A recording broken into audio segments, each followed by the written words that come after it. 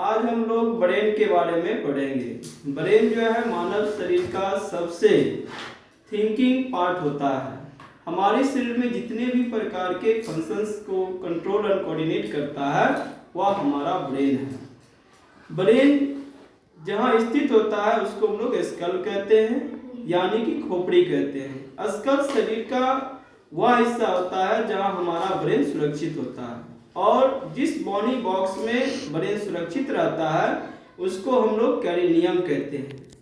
कैरिनियम के अंतर्गत जो स्पेस रहता है वहाँ पर एक प्रकार का फ्लूइड भरा रहता है जिसको सेरोस्पाइनल फ्लूइड कहते हैं। ब्रेन के 3 पार्ट्स होते हैं। पहला पार्ट को कहते हैं फोर ब्रेन, दूसरा पार्ट को कहते हैं मिड ब्रेन, तीसरा पार्ट को कहते हैं हिंड ब्रेन।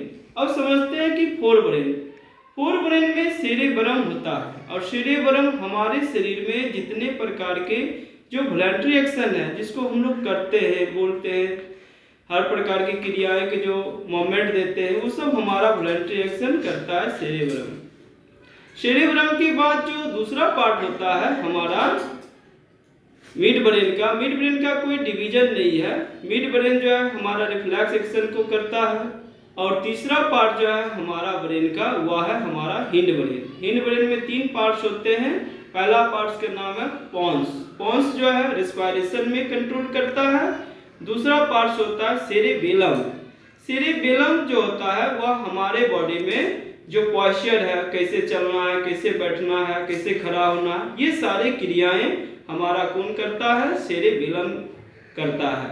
सेरेबेलम के बाद जो लास्ट हमारा बॉडी का फंक्शन होता है ब्रेन का वह है मेडुला का काम है हमारे बॉडी में जिसे इंटरनल जो ऑर्गन्स है, हार्ट बीट, ब्लड प्रेशर को सर्कुलेट करना, हार्ट बीट के साथ साथ जो हम लोग अन्य प्रकार की जो आंतरिक क्रियाएं होती है उन सारी क्रियाओं को हमारा मेडुला जो है परफॉर्म करता है। इस तरह से हम लोग ब्रेन को समझते हैं। धन्यवाद।